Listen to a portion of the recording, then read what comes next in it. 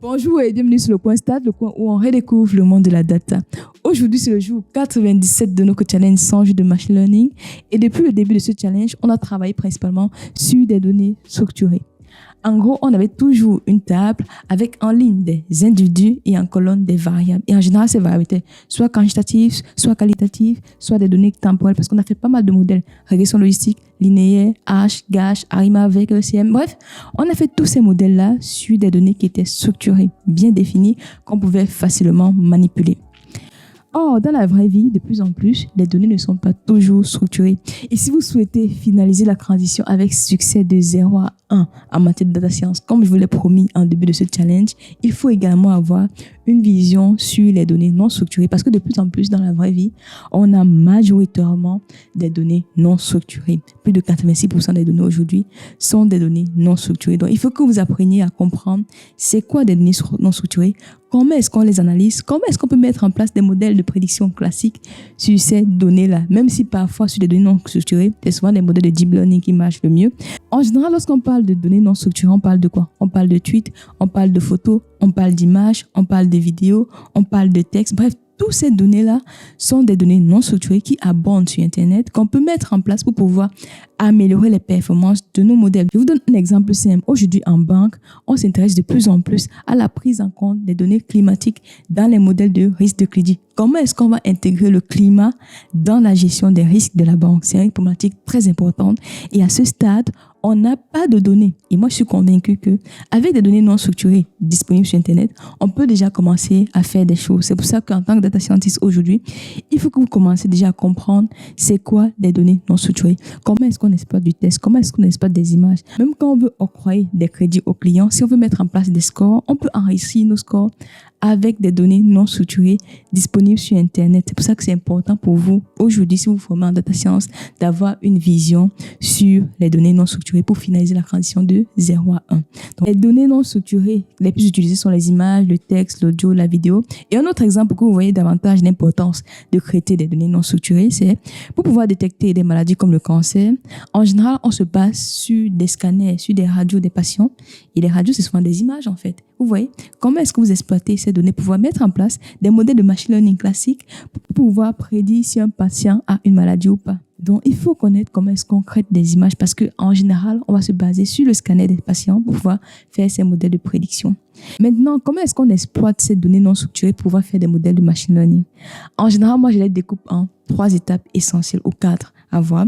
Première étape, c'est ce qu'on appelle le pre-processing. En gros, on va nettoyer, traiter la donnée non structurée. Si je prends l'exemple du texte, en général, lorsqu'on pré-crée le texte, la première étape va être supprimer les mots inutiles. Par exemple, les ponctuations, les virgules, les mots de liaison. Bref, tous ces mots qui ne vont pas apporter grand-chose à la compréhension du texte global peuvent être supprimés pour pouvoir faire le modèle machine learning. On peut aussi faire ce qu'on appelle de la normalisation, c'est-à-dire harmoniser à peu près l'écriture des mots dans le texte, soit mettre tout en minuscule, soit mettre tout en majuscule, mais en général, on met tout en minuscule. On peut aussi faire ce qu'on appelle de la racinisation, c'est-à-dire au lieu de rester avec les mots, on va revenir à la forme de base de chaque mot lorsqu'on est en français. Voilà les pré-traitements qu'on peut appliquer pour avoir un sort de mots utile, pertinent pour pouvoir faire le modèle de prédiction.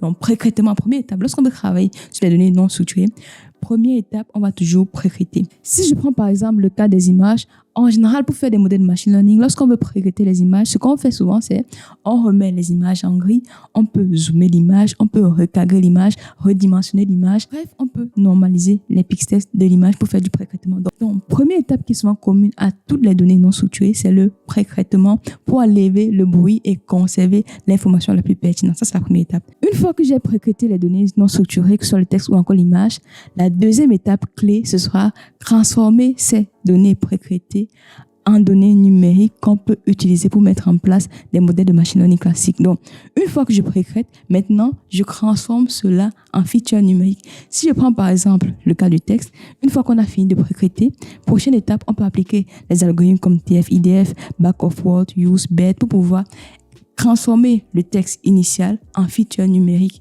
globalement.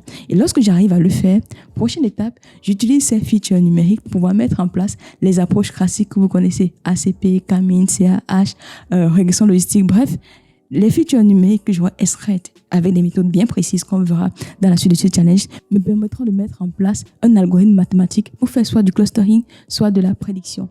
On verra cela en détail dans la vidéo de demain.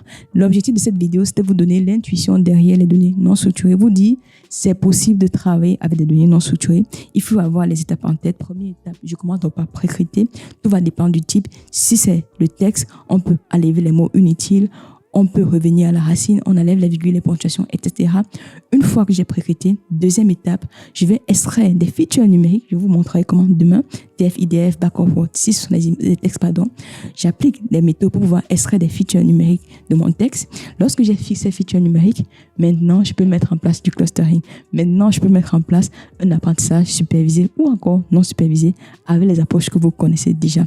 On verra tout ça en détail dans la vidéo de demain. Donc, voilà ce que j'ai à partager avec vous dans cette vidéo, les amis. C'est déjà presque la fin de cette challenge. On a encore 3 vidéos, mais assurez-vous, elles seront toutes qualitatives. Comme les 97 précédentes vidéos, likez, commentez, partagez, faites tout ce que vous voulez et surtout, revoyez l'ensemble des vidéos du challenge qui s'affichent juste à l'écran.